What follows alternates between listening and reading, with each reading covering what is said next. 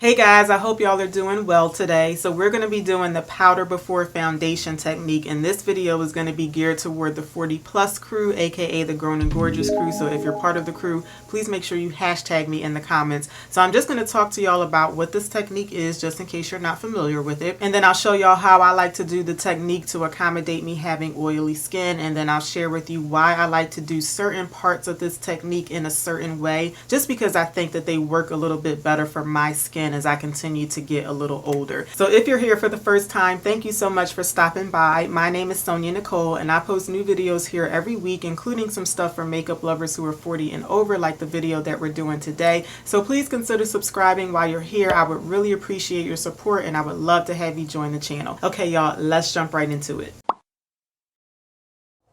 Okay, so the powder before foundation technique is exactly what it sounds like. It's when you put a layer of powder on underneath your liquid foundation. So the first time that I heard about this, it sounded really wrong to me to do your makeup in that order, to put powder on and then go on top of it with the liquid. So it did take me a minute to try this technique, but when I finally tried it, I did really like it. I learned about the technique from Goss, makeup artist, here on YouTube, so I will link the video that I'm referring to in my description box. But the way that he describes it is, this is a way to help your makeup last longer, especially if you have oily skin, and it's also a way to ultimately use less foundation because you're putting the powder on underneath. So I'm going to show you how I would do it for my skin, because I have changed up the technique just a little bit since from when I first learned how to do it. I don't really have like any major visible signs of aging on my skin, but as I continue to get older, I just like to keep up with like maybe some different application techniques that might be better for my skin as I'm getting older. So I like to focus on things that hopefully look good on my skin, but I also focus on not weighing my face down with a whole lot of product. Okay, so I have y'all zoomed in a little bit so we can move on to the application. So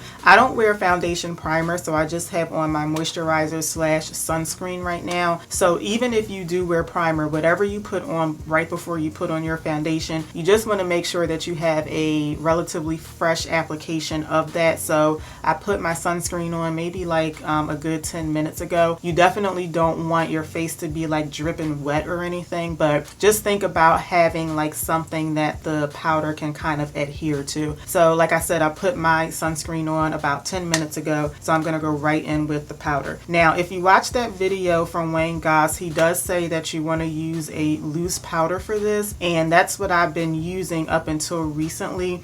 He does say not to use a pressed powder, but I'm not sure why. However, that video is pretty old. I think it's like 7 or 8 years old. I really don't know if there's like an updated version of it, but I have since been using a pressed powder to do this, and I just like the way it sits on my skin better. So I'm going to be using a pressed powder, but regardless of what you use, whether it's pressed or loose, I would suggest also using something that is a skin tone powder, because that's going to aid in giving you a little more coverage, which in turn will help you use less foundation when you get to that step. So I'm going to be using my Sephora Microsmooth powder, and this one is in the shade Tan. I just have to be careful with showing y'all because my lid is about to fall off, but this is the shade Tan. Now this is a baked powder foundation, but I don't think it really, I just took the lid off because it was hanging on by a thread. I don't really think that this is a good powder foundation. I think it's better for like a setting powder because it doesn't really give you a whole lot of coverage. I'm assuming one of the reasons that Goss said to use a loose powder is simply because it's more like finely milled and it can be more easily buffed into the skin, I'm thinking. But if you do use a pressed powder, make sure that you're using something that really doesn't give you a whole lot of coverage like a powder foundation. So for instance, I would not use something like the Fenty powder foundation because I think that that gives you a bit more coverage, actually a lot more coverage than something like this. I would use something that has, you know, relatively light coverage, but definitely something that's more skin tone because it'll give you a little bit of coverage. So I also like to use a sponge to pick up the powder and apply it to my face. When I first started doing this technique, I was using a brush, but I like using a sponge better just because the surface of a sponge is a lot smoother. So I feel like you can pick it up more smoothly when you use a sponge, and then you can apply a more smoother application on your face as well. Now, because one of the reasons I would use this technique is to help prevent my skin from getting too oily during the day, I am going to focus most of the powder on my T-zone because that is where I get the most oily. So I'm going to take my sponge, and this is a dry sponge by the way, and I'm just going to start to lightly press this on my nose and my forehead. And you guys should be able to see that it's giving me just a little bit of coverage. It's not really gonna help me conceal anything, but it's just giving me very light coverage in that area. I'm also gonna press some of this on my forehead. And another good thing about using a sponge as opposed to a brush is that I think it helps you like really press the powder into the skin a little bit more, and that'll just help it adhere more as opposed to using a brush. And then I'm gonna put a little bit more kind of like up on my cheeks because I do tend to get oily like right up in here as well. Okay, so that is where I'm gonna put the bulk of the product, but I am gonna pick up just a little bit more powder, and I'm also just gonna lightly dab some of this on my cheeks. And I'm gonna dab just a very little bit to the point where it may not look like I've put powder in these areas, but I do have a little layer of it on. So it is giving me just a little bit of coverage in these areas. But like I said, I concentrated most of the powder on my nose and on my forehead because that is where I get the most oily.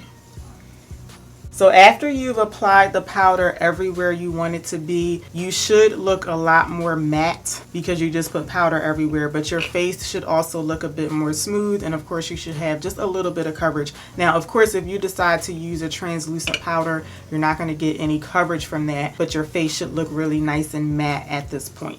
And then we're just going to go on top of it with our liquid foundation just like we normally would, and I'm going to be using the LYS Triple Fix Serum Foundation for today. I picked this one up because it is a lightweight foundation in my opinion. So because we already have this layer of powder on our face, we really don't need anything that's super full coverage, and we want something that's a bit lightweight on the skin anyway, just to prevent our makeup from weighing the face down too much. So I think this one is a really good foundation that's buildable. You can build it up from medium to full coverage, but even if you do decide to go like all the way to full coverage, it is pretty lightweight. So I'm just shaking it up a little bit. I haven't used this foundation in a minute, so that's another reason why I decided to pick it up today. So I usually like to just pump the foundation right on my face, but I really don't want to disturb the powder underneath too much. So instead I'm gonna pump it on my finger, and I'm just gonna kind of evenly dab it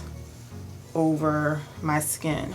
Because I have a lot of acne scarring on my cheeks, I always like to apply my foundation to my cheeks first, just so that I can get the most coverage there. So I'm just really applying my liquid foundation the same way that I normally would. And then when I have most of the foundation blended out on the cheek area, I'm going to use my residual foundation that's left on the sponge, and I'm going to hit my nose and my forehead. I really don't need a whole lot of coverage from my liquid foundation in these two areas because, again, my powder has already given me some coverage in those two areas. And then I'm just going to repeat the same thing on the other side.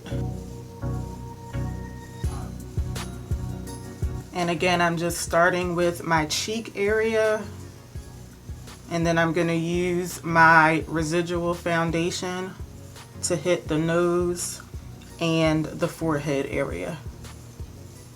And this is what medium coverage looks like with this foundation with the powder underneath. And I'm hoping that y'all can see that on the nose and on the forehead I do have a bit more coverage. Now part of that is because I do have less acne scarring on my T-zone than I do on my cheeks, but also that's because I have the powder on underneath, and I have most of that powder on my T-zone. So I would normally stop right here. This is pretty much like the level of coverage that I want. I usually don't go for full coverage, even though some of my acne scarring is still showing. This is just like the level of coverage that I do prefer. So I'm gonna stop right here, and then I'm gonna move on to my concealer, and then I will show you how I set my foundation in place. So this particular foundation is just slightly too dark for me, so I'm actually gonna mix in 2 concealers. I'm starting off with my Estee Lauder Double Wear Concealer.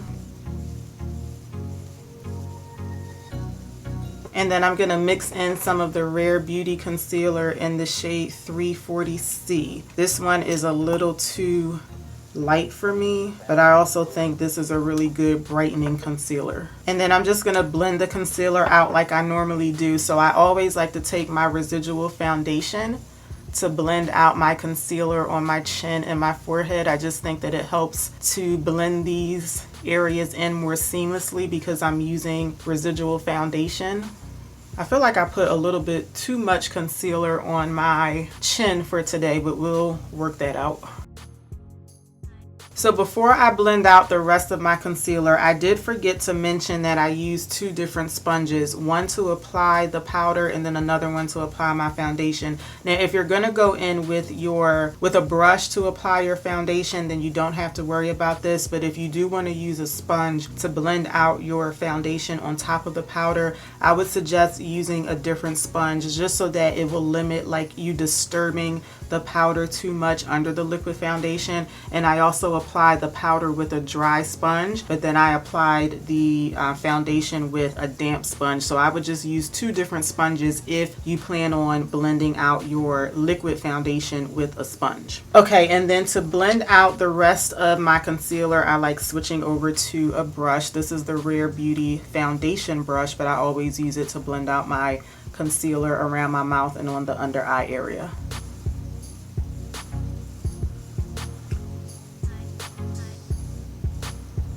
Next, I'm going to set my concealer the same way I normally would. So this is the L'Oreal True Match powder in the shade C5.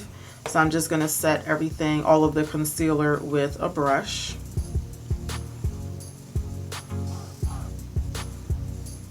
And the next step is to set the foundation. Now, I already put powder underneath my liquid foundation, but because I have oily skin, I think that I should also put a light layer of powder on top of the foundation as well. However, because we already put some underneath it, we shouldn't have to put as much on top, because that powder underneath the liquid foundation, that is going to help prevent oils from coming through as fast during the day. I also like to use a pressed powder to set my foundations with, and this is my favorite one, the same one that I use underneath the powder. So I'm gonna go in with the same one, but I'm just gonna pick up like just a light dusting, and I'm just gonna use this for the majority of my face, and I'm just gonna lightly dust this all over because I really don't need quite as much powder as usual because we already have that powder on underneath.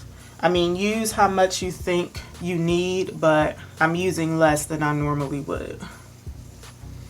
And like I said earlier, I don't have like too many like major signs of aging yet, but if you think you do, or if you think you're dealing with like some fine lines and wrinkles, like I do have wrinkles on my forehead, but I like pressed powders better because they just sit on the skin better because they don't sink into fine lines and wrinkles as much. They kind of just like smooth over those areas. So that's why I've been using pressed powders lately. So this is what my complexion looks like all set. I have the powder underneath the foundation and a little bit of powder on top of it to set, and this is what we are looking like. So from here on out, I can just do the rest of my makeup the way that I normally would. Now, if you try this technique and you're going to be using any other cream products on your face, like a bronzer or a bronzer or blush, and it's going to be a cream product, you definitely want to put those on before you set your face. But if you're using all powders, you can just go ahead and do your powders on top of the setting powder. So I'm going to do the rest of my makeup off camera,